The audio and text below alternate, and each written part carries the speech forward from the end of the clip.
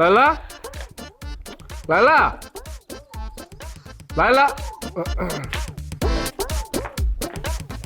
কি হয়েছে রনি ভাই? ও, অনেকদিন আগে একটা আংটি কিনছিলাম তো, এই তো আমি কি করবো? না কিছু করেন মানে দেওয়া হয় নাই তো, এই কারণে। ও আচ্ছা, আপনি তাহলে শুনছেন না যে বকুলের লগে আমার একটা ফাইট চলতেছে? না শুনছি, আসলে কি হয়েছে কি ওখানে লাইলা? ও মানে শুনছেন যে বকুলের লগে আমার একটা ঝামেলা চলতেছে আর আংটি নিয়ে আয়া পড়ছেন, ভাবছেন আজকে এনগেজমেন্ট করে ফেলাইবেন। এই মিয়া, আপনার এমন কেন? আপনার সমস্যা কি? এই মিয়া, তুই সব সময় ওর লগে খারাপ ব্যবহার করস কেন? একটা আংটি তো আনছে। নিমু দেন, নে তুই আংটিটা পয়রা বয়ে থাক। আশ্চর্য, এই আংটি কি ওই আমার জন্য আনছে? সমস্যা নাই, হাসনা ভাবি পড়া আর লাইলা পড়া তো একই কথা। লাইলা আর আমি একই মানে? এবার বুঝোস তাই কে লিগে রনি ভাই তোরে মাঝে মধ্যে জড়ায় ধরে? লালা আসলে আমি কেউরি বুঝাইতে পারি না, না আমারে কেউ বুঝাইতে পারে না, আসলে বিষয়টা আমি। আচ্ছা রনি ভাই, আপনার কি আমার খারাপ মানুষ মনে হয় যে একজনের লগে ঝগড়া লাগলো দেখা আমি আরেকজনের বিয়ে করে ফেলামু? হাসনা আংটিটা দাও দি, কি? আংটি দাও। এটা আমি লইয়েছি তোমার লাগে, এখন আমার ভুল হয়েছে, আমার ফাঁসি দিয়ে দাও, একটা দড়ি লইও, আম গাছের লাগছে লই আমার সারিয়ে দাও। রনি ভাই, আমি একটু নিজের মতো থাকতে চাই, আমার থাকতে দেন। তা তোমারে নিজের মতো থাকতে দিতে আসি তো, তোমারে কেউ আমি কি সমস্যা করি? ঠিক আছে, আমি তাহলে যাই। কই যাও তুমি? যাবা তো অবশ্যই, আমি তোমার বাইন্ধে রাখবো না, কিন্তু যাওয়ার আগে বকুলের লাগে তোমার লাগে কি হয়েছে বিষয়টা জানতে পারলে হালকার উপরে রিল্যাক্স লাগতো। বকুলের লগে আমার কিছু হইতাছে না, এইটাই তো সমস্যা।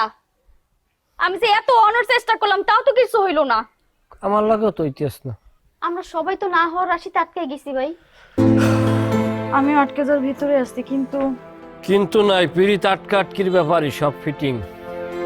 ঠিক আছে যাই। এই ভাই তুই এখানে, আচ্ছা ভালো কথা। বকুল কলম খুব জ্বালাইতেছে রে। কি কইতেছে? কি একটু আগে যে আরে বকুল তো সারাদিন আমাদের বাড়ির আশেপাশে ঘুরঘুর করতেছে, এই নিয়ে আমারে 2বার ডাকছে। আমার তো ভয়ই লাগতেছে।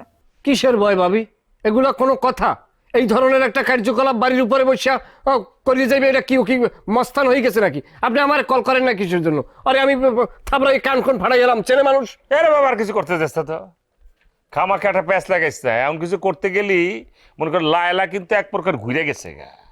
আবার কিছু করবি, দেখা গেল ব্যাপারটা উল্টো হয়ে গেল গা। লায়লা দেখা গেলো বকুলের দিকে আবার ঘুরা ওদিকে চলে গেল গা। আমাদের ঝামেলা হবে, কোনো দরকার নাই। তবে ভাই যাই যখন, এতদিনের কাহিনী আর বর্তমান কাহিনী এক না। বকুলের কিন্তু লায়লার লাগে একটা আলাদা প্রেম জমছে। এই তুমি না অনেক কিছু বোঝো না। না বোঝার কি আছে? লায়লা কথা কয় না দেখিয়া বকুলের মাথা খারাপ হয়ে গেছে, এই কারণে এদিক ওদিক দোকট মারতে আছে। আমি এটা বুঝি না, এটা বুঝানোর কি? আরে এটা ভালোবাসার বিষয় না, এইটা হইছে অপমানের বিষয়। এই যে লায়লা ওরে পূজা করতো, এখন তো বকুল সে পূজা পাইতেছে না।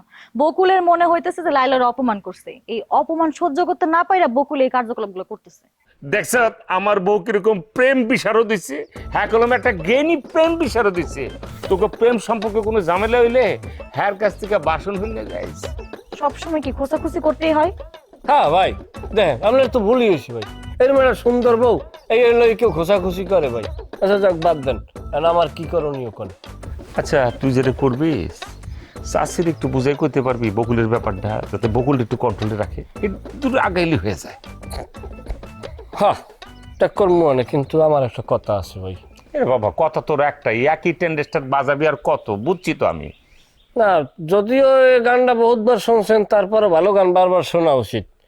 দেখা গেছে এমন একটা ঝামেলা চলে, এই ফায়ে যদি আমার লাগে বিয়েটা দিয়ে দিতেন লাইলার, তাইলে কিন্তু ঝামেলাটা একেবারে যায় শেষ হইয়া। দেখেন চিন্তা ভাবনা করিয়া আগান। সেরাই কি কমো, এই এক গীতি বারবার বাজাইতেছে, এখান থেকে সরলই না। সবসময় খালি সুযোগের অপেক্ষা থাকে।